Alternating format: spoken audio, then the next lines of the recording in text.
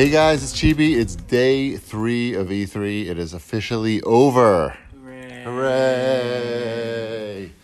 We're all going to make best efforts to lean forward and talk into the microphone when it's time to talk to avoid further complaints from our fans, quote unquote. But anyway, we got a lot to talk about because we saw games after we recorded stuff yesterday. We saw games today. Thor saw games yesterday that we never talked about. So there's plenty of games to talk about. So I think first we should talk about the Indie Mix. No, it's called the Mix event, which is a big collection of indie games that is an event they have at every E3, and every year it gets bigger and bigger. Every year I say it gets bigger and bigger. Mm-hmm. And this year they moved to an office building. A different office building, right? The other one was an apartment building, maybe. I'm not sure. Yeah, this is like a real office building. This legitimate. is like a legit office building, like a full floor of an office building. So there's like amazing amount of indie games, and Ship had a pretty insightful comment about the whole situation, about the quality, Just about what my comment was. You were talking about the quality. There was just a lot of good-looking games. Oh yeah, like it's we've gotten to the point with indie games where the tools to make them must have improved so much recently, because now every one of them looks like a legitimate game. There's not things that are like totally rough anymore. Abstract. It used to be like there'd be some really cool looking ones and some really like rough, abstract looking ones, really artsy looking ones that didn't resemble sort of the games of today. Mm-hmm. But so the first one we checked out was in the Microsoft press conference. It was called Spiritfarers. And that one is fantastic. The art, like the animation to it, is super fluid. It's all hand drawn. You are this girl who is helping these animals with their last dying wishes before that they go on to the after world. And it's like you're building your parts up to your boat, and then you're getting off your boat and going into different towns and everything. And I know you played some of it. I played some of it. It's really good. Did you check it out, Thor, at all? No. It didn't catch your eye when you walked by it? No, basically if someone was playing a game, I just kept walking. Right, okay. There's so many games, you can't Exactly. So I just tried to look and see maybe so in the future I could place the name with the game just by taking a look. But. So I stumbled upon a game where no one was standing at called Quantum League. And that was an interesting game. It's like a multiplayer game that you play that's one player against another one player.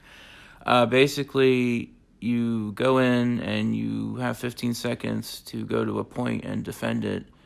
And you shoot the other player or you get shot by the other player. And then time rewinds to that 15 seconds. And then that 15 seconds is replayed again. So now there are 2 people on the field. And then, so there are 2 people on the field, and then you can shoot the replay of what's going on or not, or the current active player, and then a replay goes back in time 15 seconds. I think I heard somebody playing that game. I heard it next to me being explained because it sounds familiar. Yeah, so it was an interesting game. What was that called? Quantum League. Quantum League. All right. Currently in beta. If you want to get a beta code, look up Quantum League. Basically. Pretty cool. What else did we check out at the Mix? We checked out Ari and the Secret of Seasons. Another extremely polished game that is basically like a Zelda type game. But it also has platforming involved. But it has dungeons, it has monsters. It had some interesting mechanics, like where you were. So it's all based upon the 4 seasons. You get different powers and everything for that, and you could make like ice ledges that you could jump on to reach the higher places and everything. And then there were other areas where you could make summer bubbles where that would make it so you could walk on the ground and stuff like that. I thought it was extremely well done. Like these guys, they're just putting out like polished products now. So Good times. The golden age of indie games. Woo. it is. And I'm sure Switch is driving a lot of that as well. They seem to be doing well on the Switch, and Right. they seem to want to be on the Switch. And they seem to be. The Switch seems very capable of handling the graphics that those Which games works. have. Yeah. You check out any other games at the mix No. that catch your attention? No, not so much. No. Did we? We checked out Aqua Lungers really quickly. That was the one where it was 4 players, and you're all just diving to the bottom of the ocean. I'm right next to this thing. It's fun. You have to swallow this phone. Phone? No. Put it right in my My mouth. arm's not that long. It's It's fine. pretty long, actually. It'll be all right. But you dive into the water, and you try to go get the treasures at the bottom and bring them up, and then there's like a big octopus or something chasing you around. And other players. Other players. You're just trying to get the most gold back to your chest. We had fun with it. There's Simple. not a whole lot. Yeah, there's not a whole lot to the game. Anything else at the mix? No, a lot of the stuff was already at Indiecade or at XC booth or on the show floor somewhere. I didn't have the mic anywhere near you. Nobody heard. A think lot. people heard. People heard it. Yeah, a lot there was of it was on the show floor already. sure. And some of it we saw last year too. Takes a while to get these games going. All right, is that it for the mix? That's everything we saw. There's so many games. We just walked in, and I told the guy who runs it, his name is Dan, and I told him on the way out that it's too many games. Please, less games next year. Thank you. And then I handed him a pizza cutter for his grand efforts, and he was very excited about it. Yeah, how many pizza cutters are left? 10, only Still?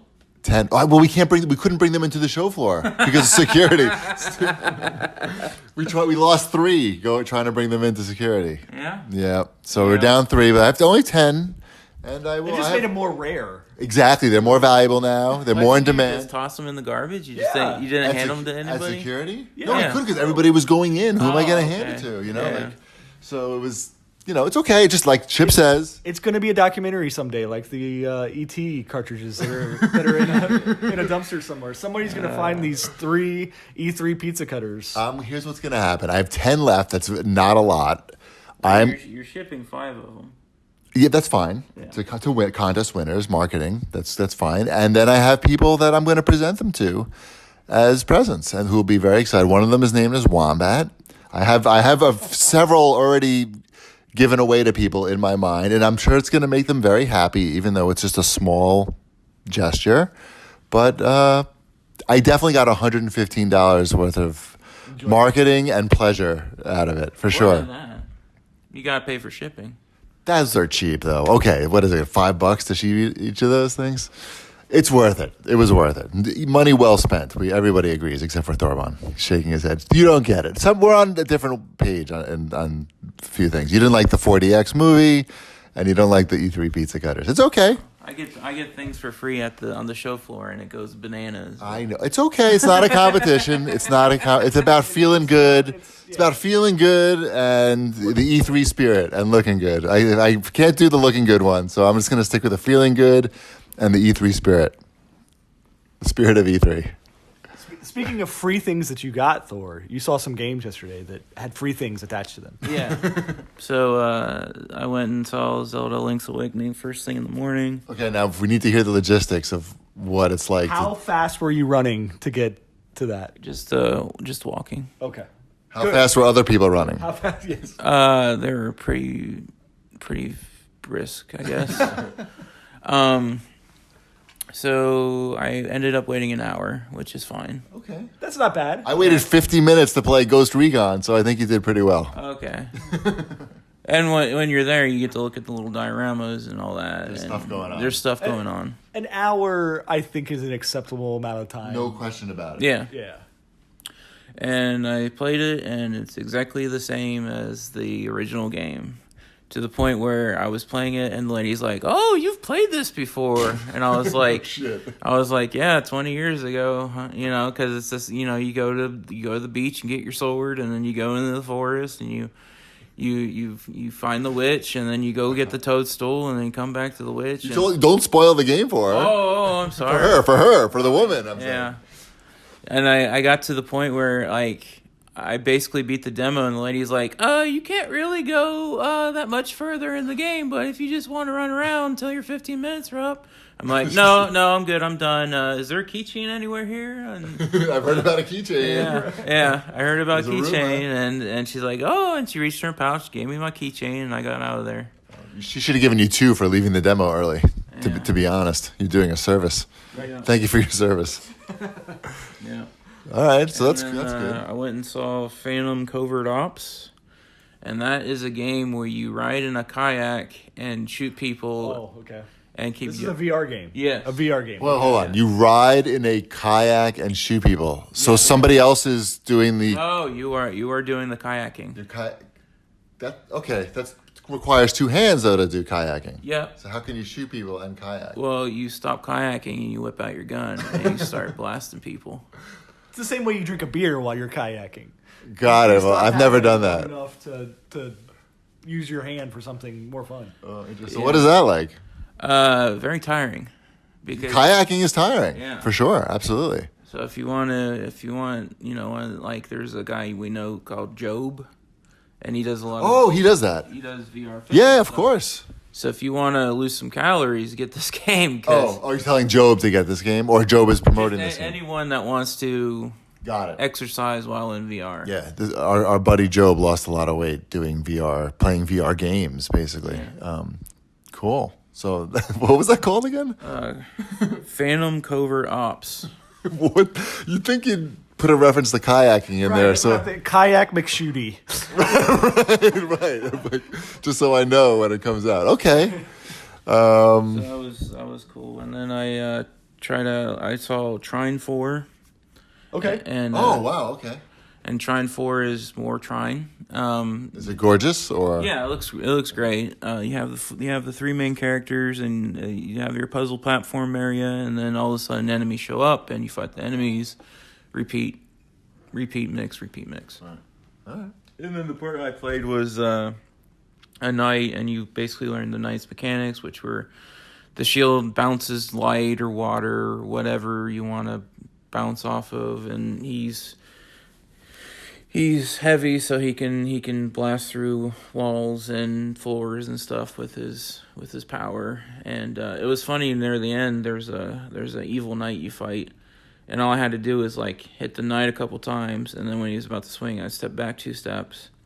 And one of the designers got kind of antsy because he was just like, no, you're supposed to go to this wall here, because I was clearly beating it the wrong way. But that was interesting. There's more than one way to play Trine 4, as they say. Yeah, and then I saw this really interesting game called Cry's Tales, and it's an RPG made by people in Colombia, and the hook to the game is there's a past, present, and future so they recreated every single part of that game in the past, future, and present. So, and there's a 3 window while you're walking around. So the left part shows the past, the middle shows the present, and then the future is on the right part. And then you can see things that happen in the future, and you try to resolve that. But sometimes you have to choose between saving like the drugstore or a lady's house. So then you save. The drugstore. Yeah, that's what everybody picked. More people picked the drugstore. It was like, yeah. Yeah. What's our house gonna do for me? Yeah. So, What was that? What's this game called again? Cry's Tales. And then the cool part is it's animated really well, and the art style reminded me a lot of this Disney concept artist named Mary Blair. I don't know if you've heard of her. She did this, so it looks a lot like Alice in Wonderland and Sleeping Beauty, and It's a Small World. Okay, that sounds cool. It's that kind of art style. And I asked the guy, I was like, hey, have you ever heard of Mary Blair before? And he's just like, oh, our art director like really likes Disney. He's mentioned some. And then I pulled up Mary Blair's art and was like, here. And he's like, oh, yeah, that's probably her. Cool. So that was it for yesterday, pretty much? Yeah, pretty much. Okay. So now we're up to today, Thursday. And what a day. First of all, the show was very empty today. Breezy and cold, because I think they were expecting more people, so they set the air conditioning down. I don't know what, but the floor was pretty empty, and basically, unless you wanted to see a big game, everybody was in a line for a big game, and if it wasn't a big game, then the booth was empty. Pretty much. Yep, we did walk up to several things and just play them. The THQ Nordic booth was very empty. I believe it. It was empty yesterday too. We had a fast pass. we had a fast pass, and Chip joked that we should. There was nobody playing anything, and he's just like, "Good thing I got this fast pass." All right, what did we see today? We saw The Outer Worlds was our first appointment. That's Obsidian's new game, which is Fallout without the Fallout license. It's Space Fallout. Space Fallout, yeah, that's accurate. Also, it's on Xbox Game Pass when it comes out. Really, it's confirmed already. Wow. Well, it was confirmed in the press conference when it said Xbox Game Pass. I haven't seen. I wasn't there. I was on an airplane. I was on the airplane watching Aquaman. So. But yeah, I mean, it's got all the conversation trees, all the like charm, intimidate, all that stuff. It's got. They don't call it VATS, but it has VATS. Right. Slow down. You're not good at shooting first-person shooters? Push this button. You can slow down time. Right, and you can pick out which limb you want to hit and see the effects of that and everything. It's the people who made Fallout New Vegas and people that worked on Fallout 1 and 2. Mm-hmm. It looked great. I think Wombat especially is going to be into that game. Yep. Ditto. We just watched them play. There was no playing. There was no hands-on, but it had the same Fallout style humor and everything as well. Not as desolate and bleak as what Fallout is, I would say. But and then we did stop by the THQ booth at some point. We played Darksiders Genesis. Mm-hmm, that's the name. Is that the name? That's the name of it. That's the Diablo-style Darksiders game. And that is whelming, I would say. It's like, it's good enough, but from the demo, there was not anything that really stood out about it at all. Remember how yesterday you were talking about Big Ben wanting to be AA? Yeah. Yeah. That's what THQ Nordic reminds me of. Well, but the difference is THQ Nordic has giant banners hanging off of the side of E3, and they have aliens from... they're not. They have aliens walking the show floor. They spend a few bucks, and they have a larger booth with more stations. Like THQ Nordic's in a really weird position because they're pushing everything like it's main like AAA titles, and they're spending that kind of money. They got new investors recently. Got those deep pockets. Ooh, I mean, I like Destroy All Humans. Don't get me wrong, but the presence that they were trying to have for that game at this show. You thought it was the next Call of Duty or something. I mean, it had infinitely more presence than Call of Duty did at this show. Yeah, definitely. Speaking of which, we saw Call of Duty. Yes, we did. Yes, we had our theater appointment with them, and it was all they were very much focusing on the single player.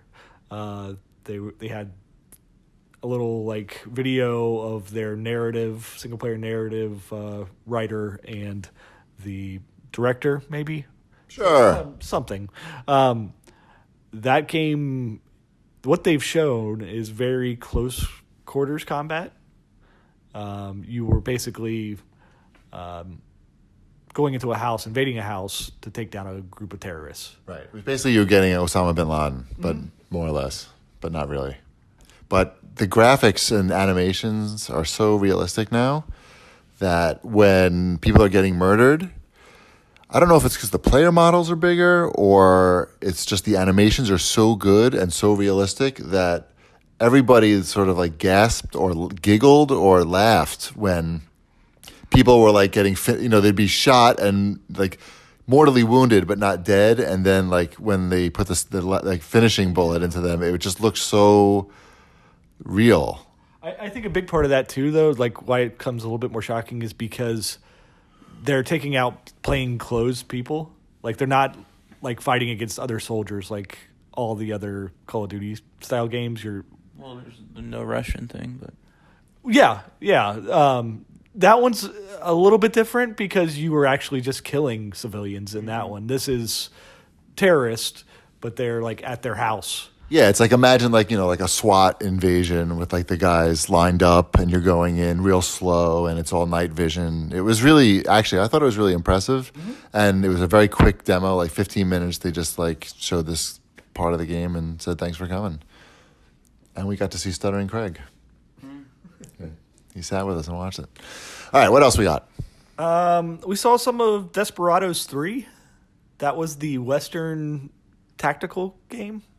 Yeah, I've missed the first two existing. So did I. I don't know what it was. It looked kind of interesting. Like Yeah, if you're it did. playing like a isometric RPG, action RPG, is that what you call that? Like Yeah, I think old school style. Yeah, and you're basically controlling two characters that you I think you get a bigger party. had even. different. Yeah, but what they showed us, they had two characters that had different abilities basically, and you had to be sneaking around and shooting people, old Westy style. Yep. Desperados 3. 3. It's a prequel. Yep, you can jump right in. Yep. I asked. Then we saw the My Arcade booth. We looked at their products. They set us down and looked at all their new little arcade machines, and they had some more of like the portable players they have. They're kind of like the Game Boy form factor. All their stuff. Hoops. They have hoops. They have hoops. I was very excited that they are putting out hoops in portable form. They made a deal with Jalico. Yeah. Yeah. So all their stuff looked good. They had what was the name of their Nintendo and Famicom portable player? I forgot, but It's the My Arcade version. it looks like a pad that you can, like an iPad that you could fit cartridges in. Sort of. You actually put NES games in the top or Famicom games in the bottom. And it's lithium-ion battery, works for like 5 hours before you need to charge it. It also has HDMI out, so you can connect it to TV. I thought that felt really nice. It was built nicely. I know that there's things like Superboy that are out on the market already, but I like the form factor of this one a little bit better. Cool. Yeah. Thor, you see any other games today? I saw Luigi's Mansion 3. Oh, how long do you have to wait for that? This is in the name of science. 40 minutes. That's completely reasonable. Yep, beginning of the day, just walked up there, waited 40 minutes, and it was pretty good. The booth was in blacklight, so you went in there, and everything else was all ghosty and mosty. But the demo, you played the first floor. It's in a hotel this time, and the ghost had the button to the first floor, so maybe you're on the ground level. But and it was a Camelot King type ghost, and it showed you how to use Luigi, and Luigi has melee attacks now. So like when you're grabbing the ghost, you smash A, and he whips the ghost around and slams them on the ground. And you can Breaks their necks. and you can use that to slam ghosts into other ghosts that aren't currently being sucked by your vacuum. Okay. Like that, and then you use the Luigi and then you hit the right stick to transfer between Luigi and Luigi to solve puzzles. And then I got to the night. Oh, and also there's this he can shoot suction cups now with ropes attached to them. So like if a ghost has a shield, you shoot the suction cup, and then you suck the suction cup with your vacuum to suck up the shield. Or if there's a wall that seems crumbly, then you shoot the wall with the suction cup to reveal a secret. Things like that. And then the boss fight was you hit him with a strobe, and then he's shocked, and then you hit his shield with the suction cup, his armor with the suction cup, and it reveals him, and you smash and bash him and all that stuff. So it sounds smashy, bashy, ghosty. Yeah. Sounds all right. I think they'll do okay with that one. Yeah, they'll do pretty good, especially with Luigi, because I don't know if you ever check YouTube, but those slime videos get a lot of views, and children love slime these days. Oh, okay. I see what you're saying. Is this coming out this year? Yeah, end of this year. So they have something coming out this year. Yeah. good. Yeah, Pokemon too. Great. Perfect. 1-2 punch. And Link's Awakening. There you go. What was your favorite Nintendo game that you played at the show? Luigi's Mansion. I only played the two. Is Luigi's Mansion is better than because I've already played Link's Awakening. Gotcha. Okay, that doesn't count. Well, there you go. All right. Fair enough. I also checked out that booth with the other Switch titles because nobody was in there, and there's a reason why. Because it was like we have Resident Evil 5, and we have Elder Scrolls Blades, and we have Dead by Daylight. But they had Marvel, right? Yeah. Marvel Ultimate Alliance is the one thing in there that was interesting. You didn't make it over there, Chip? No, because there was always a line when I was there. It would have had to have been first thing in the morning. There was somewhat of a line, but yeah. Got it. And I didn't feel like... But it was just like, really? We needed Resident Evil 5 on the show floor? Right. Kind of thing. All right. And then I saw Hyperkin. Hyperkin has an interesting... They figured out how to put a zapper gun on old games on modern televisions. The problem is when you buy the kit, it comes with the... Basically, there's a converter, and then you put Duck Hunt Mario Brothers in it, or just Duck Hunt, and it has to be a top loader NES or a clone set. Oh, that's how it works. It's something that goes between the cartridge and the machine. Yeah. I just assumed it was the gun. No. Okay. So then it has to be a top loader NES or one of these like a Retron clone, like Sure. you just Yeah. has to be one of those systems, and it has to and it only works with Duck Hunt.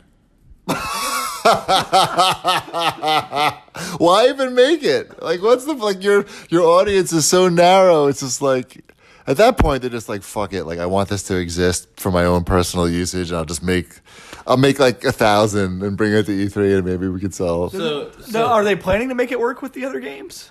So I asked that, and they said when we so they will come out with a Hogan's Alley converter, and What? or they might just come out with a new version that just like, okay, we got to figure it out, and you buy the new version.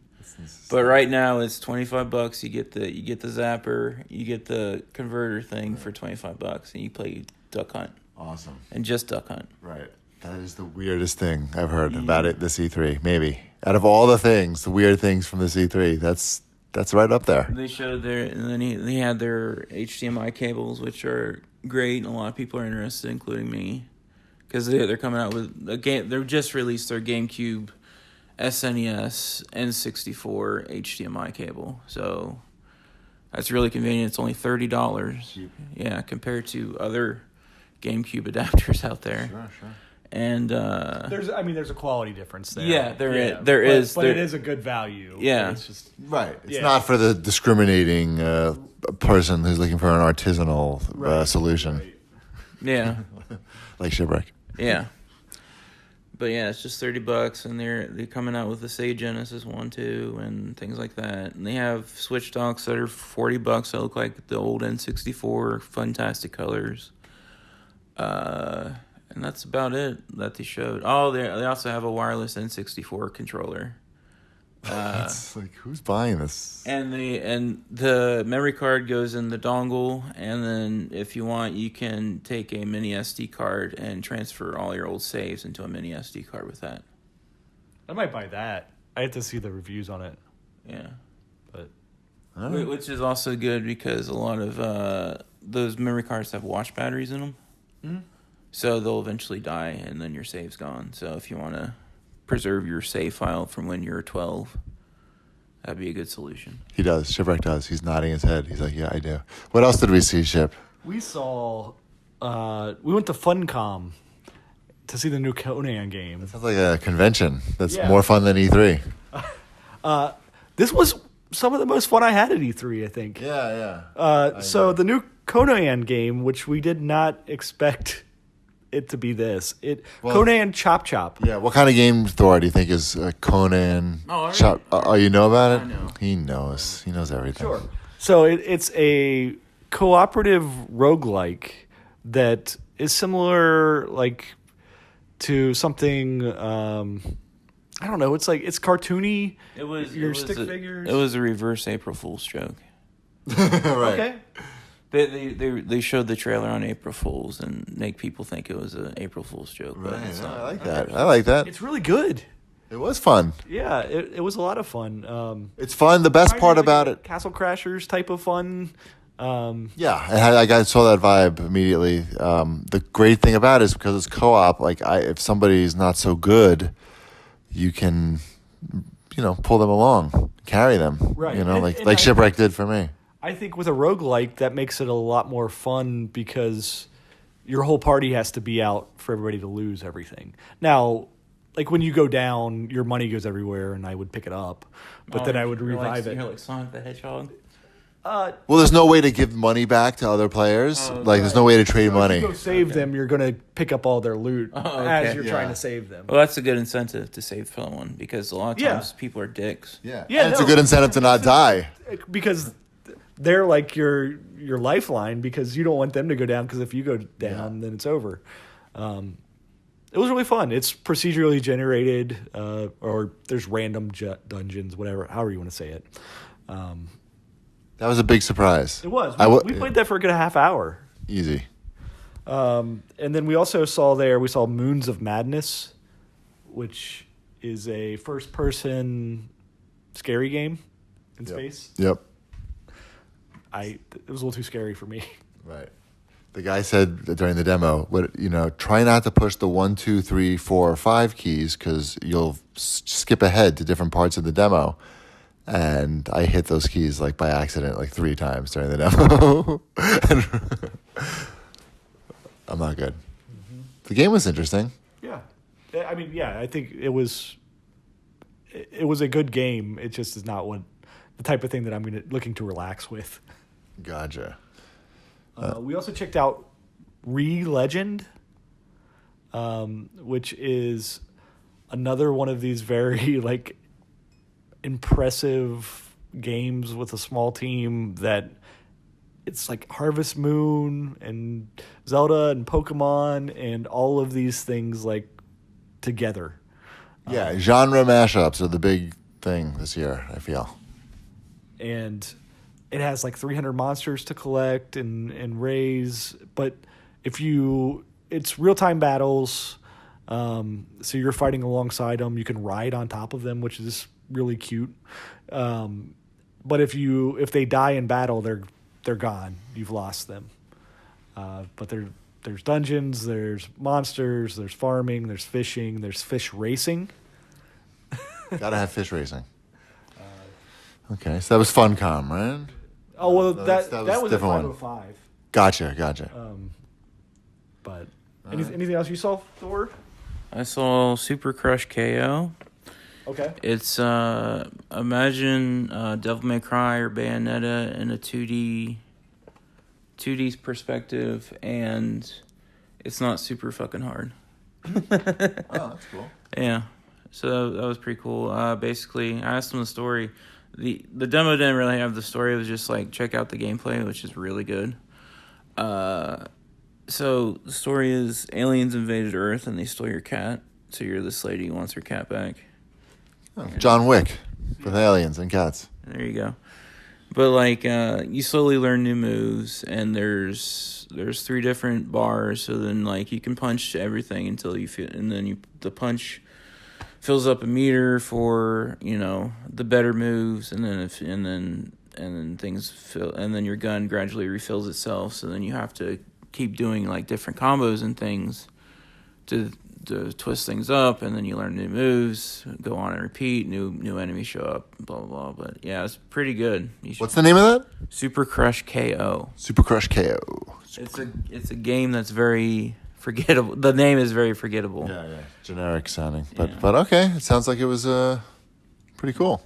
And then I saw Manifold Garden, and it's like MC Escher. Do you know who that is? Yes. The Infinite Stairs and things like that. It's the video game. Oh, okay. That sounds cool. It reminded me a lot of like games like Portal, where like, so the thing is like, so you go up to a wall and you press the R trigger and then you're on the wall, and then you go and then you trigger and you're on the wall, but like, so you have to figure out how to get object A into object B slot and repeat, and then you got to figure out how to go from place A to place B. So, like, for example, one puzzle is if you fall off, it's an infinite loop, so you just end up falling back to where you were. So you use that by, so then... Sounds a lot like Portal already, just from that. Just from that one thing you said. Yeah, so you grab the cube and you fall off, and then you use your falling speed because you aren't damaged by falling to get to the other place, basically, and things like that. Puzzles were pretty hard. I won't lie, so I kind of quit in the middle of it. But yeah, it was pretty cool looking. Hold on 1 second, because everyone seems to be my family's texting me, and I want to just make sure everything's okay. And I have to look at the phone to do that. Nope, everything's fine. Woo! What else do we see, Ship? You want me to go over the last thing? Yeah, one more? All right, man. One more. Lay it on us. All right. I saw Tiny Metal Rumble. It's like Advance Wars. It was pretty fun. And that's all I saw. That was it. Big finish. All right, I'm out of here. Okay, man. Thanks. I'm probably not going to see you, so have a safe trip back. Bring, well, you can get those later if you want or I'll not. just take them now. Okay, man. And we'll finish up. Enjoy your dinner. Peace out. So, Ship, big finale, grand finale. What do we think about E3 this year? Well, we have a couple more games. Oh, we do? Oh, okay. Yeah, you saw Journey to a Savage Planet, which I'm looking forward to hearing about. I love that Thor just left in the middle. It's the best. So he's got to go. He's meeting people for dinner, I think. Anyway, sorry. Where are we? Journey to a Savage Planet. You had an appointment to see that. I did have an appointment to see that. That is how would you describe that? It's another genre mashup. Like everything's like it's No Man's Sky. Okay, that's what I originally saw when I saw it, but it looked like it was more than that. What else is it? I don't think it's more than that. I think it's less than that. Okay. I think it's a lot less than that, at least. But I didn't get very far, so I'm not 100% sure. But it's definitely the same type of vibe, but it's not doesn't seem to be anywhere near that scale. But, I played 30 minutes of a game. They basically just, the presentation was basically, here's the game, play it for an hour. And it was, I don't know. Didn't set my imagination ablaze. Okay. All right. Well, while you were seeing that, I saw Psychonauts 2. And they played through about a half hour of that, I would say. It seemed like they played through an entire mission, basically. Very familiar vibes. It just looks better. It's Psychonauts 2. The humor was good. But basically, it was going through... I can't even think of if any of the move sets were different. Everything they showed reminded me exactly the stuff you did in the first Psychonauts. And then they gave me a toothbrush, a Psychonauts toothbrush at the end. Of course they did. So is that it? Is that everything we saw? Probably not everything, but it's most of everything we saw. We had garbage plates from the garbage truck for lunch. We did see those. That was delicious. If you live in LA, check out the garbage truck. And you can have a Rochester delicacy known as the garbage plate, or trash plate, as they call it here, so they don't get sued. So E3, let's wrap up this show. And let's think what next year's show is going to be like. So it's not a transition year. Well, it is a transition year, but it's a console announcement year, which is, Hype City. So Sony's going to come back, right? Yeah, Sony will have to be here next year to combat Microsoft's. Microsoft is going to be fucking blowing it out if they're not. Right. So yeah, Sony will be back. Microsoft, I'm curious if they keep their current setup or if they at least have something in the convention center. They have to come back to the convention center and not just have a mixer or whatever. Is even mixer in the convention center? Nothing, right? Nothing this year. Yeah, nothing is there. I think it's going to be a big year next year because you're going to have all of the games that are the last hurrah on the current gen stuff, and then you're going to have all the stuff that's going to be coming out for the new gen. But I think because they know it's going to be a big year because it's timing, no other reason, just timing. Do you think the ESA is gonna do anything to change the show management at all? I think they're not, because they know it's gonna be a big year, and they're gonna maybe worry about it the year after. But I did notice a lot of these publishers who are at the show had surveys, like booth surveys. They wanted to hear They're still trying to figure it out. right. Right? I mean, like, what? And there were specific ones that were like asking surveys of what we thought of other people's booths, and so they're trying to like improve, which is good. You don't take those surveys to say, yeah, we did great, everybody. It's to find out what other companies are doing better than you and what you can do to improve. So, right. Yeah, I think so. I think it's going to be pretty much status quo for next year, except the turnout will be better on the publisher side, and in turn on the attendance side too. Was it dead empty last Thursday? last year on Thursday it was similar to this year. I mean, it's been like that for a little while on Thursday, so I wouldn't take too much of that. I mean, it certainly looks worse when Sony and Microsoft aren't on the show floor on a Thursday. Right. All right, well, I think that's it. I think we're both tired of talking at this point. It's been a lot of talking, and we got to eat dinner, and then I got to get on a plane. But thank you, everybody, for listening. Appreciate it. And we will have this whole thing plugged onto the end of the next CAGcast that we put up next week in your usual spot that you get it. So thanks, everybody, for being with us. Peace out.